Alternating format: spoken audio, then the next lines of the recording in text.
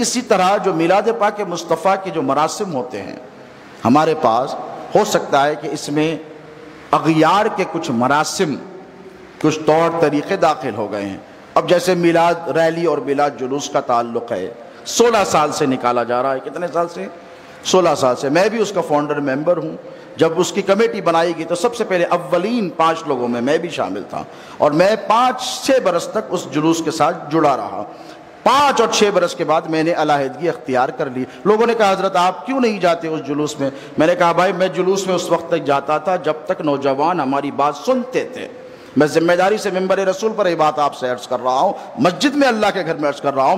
میں نے کہا اس وقت تک میں ضرور جاتا تھا جب تک کہ نوجوان سنتے تھے۔ میں نے اس وقت سے ترک کر دیا جب سے میں نے دیکھا کہ اسی جلوس میں خرافات شامل ہو گئی ہیں۔ آرگنائزرز کو میں ذمہ دار نہیں ٹھہراتا، لیکن میں نے دیکھا کہ جس طریقے سے جلوس اغیار کے نکالے جاتے، مسلمانوں نے بھی وہی روش کو اختیار کر لیا۔ ڈی جے بجائے جانے لگے، ناچ گانا لگایا جانے لگا، اور جھومنے رقص کیا جانے لگا، اور اراش لگائی جانے لگی، اور بےہودے قسم کے نعرے لگانے گئے۔ میں نے کہا نہیں۔ میں نے ایک پیشکش بھی کی تھی میلاد ریلی میں، جلوس کے دوران کمیٹی میں نے کہا تھا گاڑیاں چھوڑی جائیں، موٹر سائیکل نکالی جائے، ایک دن تو حضور کے نام پر پیدل نکل کر بتایا جائے۔ میں نے یہ بھی پیشکش کی تھی کہ تمام مسلمانوں سے یہ کہا جائے، جیسے یمن میں، مصر میں آپ جا کر دیکھیں جلوس محمدی نکلتا ہے، 10 لاکھ لوگ ہوتے ہیں یمن میں۔ ایک رپورٹ کے مطابق 20 لاکھ سنی مسلمان یمن میں، آپ دیکھیں گوگل کر دیکھیں، آپ کو انفارمیشن ٹیکنالوجی کا دور ہے، سفید لباس پہنتے ہیں، سفید امامے باندھتے ہیں، اور پیدل نکلتے ہیں، اور پیدل نکل کر درود و سلام کے نذرانے پیش کرتے رہتے ہیں۔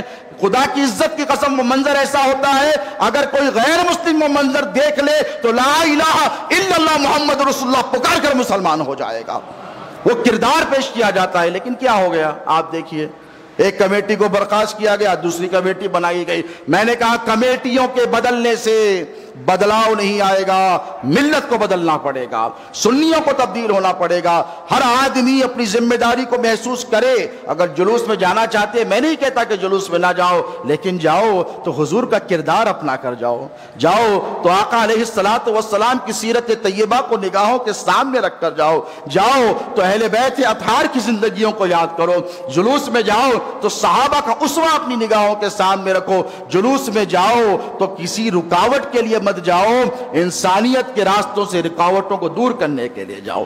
آپ کہیں گے یہ کریکشن سروسز حضرت کرنے بیٹھ گئے۔ نہیں بھائی، دل دکھتا ہے، تکلیف ہوتی ہے۔ کیوں ہوتی ہے معلوم؟ پوچھا ہم سے جاتا ہے، آپ سے نہیں پوچھا جاتا۔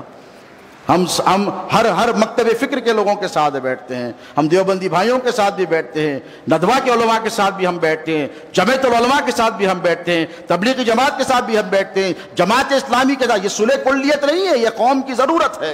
کئی ایسے جلسے ہوتے ہیں جہاں علماء پوچھ لیتے ہیں وہ ہم سے، حضرت یہ کیا لگا کے رکھا ہے آپ کے پاس، اس قسم کی خرافات۔ تو میں کہتا ہوں نوجوانوں سے، آپ سب کو سدھارنے کی کوشش مت کیجئے، ایک آدمی بھی اگر سدھر جائے نا تو بات بنے گی۔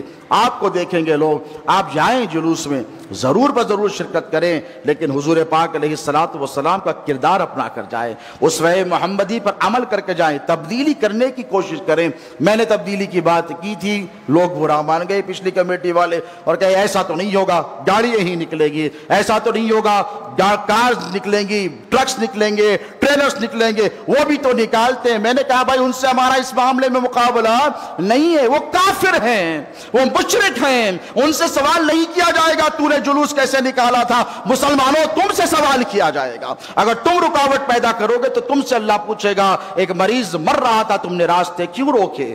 ہو سکتا ہے نا نہیں پوچھے گا، ارے اس آقا کا اسوہ کیا ہم بھول گئے؟ میرے آقا راستے میں چل رہے ہیں، صحابہ بھی پیچھے پیچھے، حضور جھک گئے، صحابہ سہم کر ٹھہر گئے، حضور نے راستے سے ایک پتھر ہٹایا، کونے میں کر دیا، پتھر ہٹایا۔ صحابہ کو بھی حکم دے سکتے تھے نا میرے آقا کہ یہ پتھر اٹھا کر رکھ دو، وہ تو مختار کل ہے۔ آج کل کا کوئی پیر صاحب ہو یا بڑے مولانا ہو، وہ خود نہیں کریں گے، مرید سے کہیں گے، شاگرد سے کہیں گے can you please take that out and keep it some where, وہ پتھر اٹھا کر رکھ دو۔ وہ کیوں؟ سنت پر عمل ایسے نہیں ہوتا ہے، سنت پر عمل کرنا پڑتا ہے دوستوں۔ حضور کیا کرے؟ رکے، پتھر اٹھایا، کونے میں رکھ دیا۔ صحابہ دیکھنے لگے یا رسول اللہ یہ کیا ماجرا ہے؟ حضور نے کیا ارشاد فرمایا؟ راستے سے پتھر کا ہٹا دینا صدقہ ہے تمہارے لیے۔